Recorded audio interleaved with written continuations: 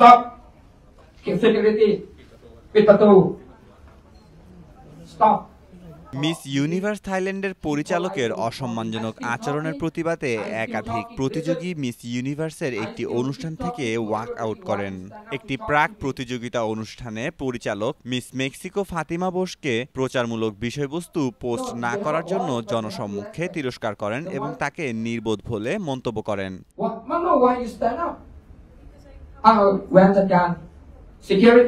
প্রতিবাদে ফাতেমা রুম ছাড়লে বর্তমান মিস ইউনিভার্স সহ অন্যান্য প্রতিযোগীরা সংহতি জানিয়ে বেরিয়ে যান। এই ভিডিওটি দ্রুতই ছড়িয়ে পড়লে মিস ইউনিভার্স অর্গানাইজেশন নাওয়াতের এই আচরণের তীব্র নিন্দা করেন।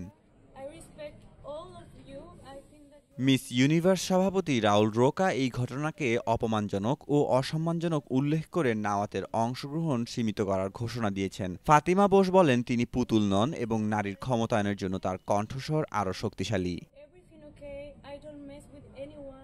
মেহেদী মাসুদ, জনকণ্ঠ।